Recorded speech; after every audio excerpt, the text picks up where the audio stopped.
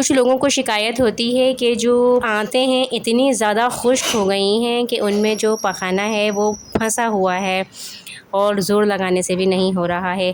یہ کیفیت ہوتی ہے آنتوں کی شدید خشکی کی وجہ سے۔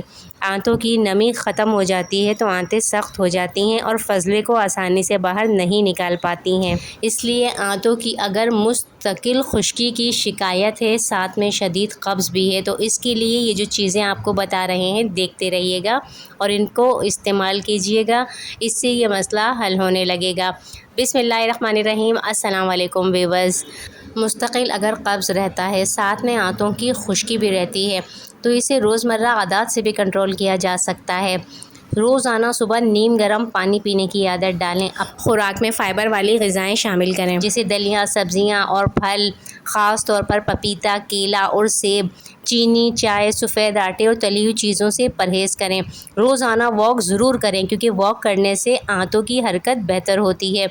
اور سب سے اہم بات، جب بھی واش روم کی آنتوں میں حرکت محسوس ہو، واش روم ضرور جائیں۔ اسے روکنے سے بھی قبض کی بیماری لاحق ہوتی ہے۔ تو اسی مسئلے کو حل کرنے کے لیے ایک خاص قدرتی تیل جو صدیوں سے استعمال ہوتا چلا آ رہا ہے، وہ ہے ارنڈی کا تیل۔ جی ہاں، یہ ارنڈ کا تیل خاص طور پر قبض کے لیے انتہائی مؤثر مانا جاتا ہے۔ اگر بار بار قبض کی شکایت رہتی ہے، پیٹ بھاری رہتا ہے اور کئی دن ہو جاتے ہیں واش روم جانے کی حاجت بھی نہیں ہوتی، آنتوں میں حرکت بھی محسوس نہیں ہوتی، تو کیسٹر آئل ایک آسان اور قدرتی حل ہے۔ اس کے لیے کیا کرنا ہے کہ رات سونے سے پہلے یہ کیسٹر آئل لینا ہے۔ یہ کہیں بھی مل جائے گا، کسی بھی پرچون کی دکان پہ، پنساری کی دکان پہ اس کو لے کر آئیں۔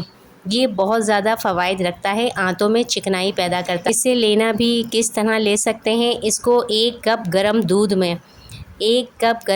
میں 1 چمچ بھر کر کیسٹر آئل ڈال کر ہلا کر پیا جا سکتا ہے۔ اس کے علاوہ سونف کا قہوہ بنا کر 1 چمچ سونف کو 1.5 کپ پانی میں پکائیں، 1 کپ رہ جائے تو چھان کر اس میں 1 چمچ یہی ارنڈ کا تیل یعنی کیسٹر آئل ڈال کر پی سکتے ہیں۔ ان دونوں کے علاوہ اس کو نیم گرم پانی میں بھی ڈال کر پی سکتے ہیں، تھوڑا گرم پئیں تو ہی بہتر ہوگا۔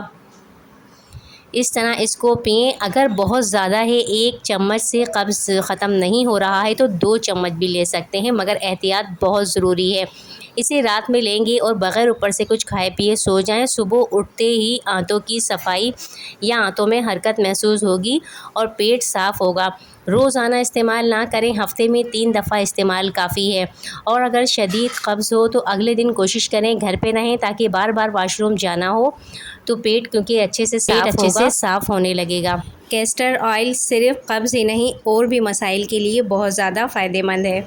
اس کے لیے الگ سے ایک ویڈیو بناؤں گی کہ یہ جلد کے لیے، جوڑوں کے درد کے لیے اور بالوں کے لیے کتنا اچھا ہے۔ فی الحال آپ واک ضرور کریں، کھانا کھانے کے بعد فائبر والی غذائیں کھائیں، پانی بہت زیادہ پئیں۔ ویڈیو پسند آئی ہو لائک کمنٹ شیئر کیجیے گا۔ اجازت دیجیے، اللہ حافظ۔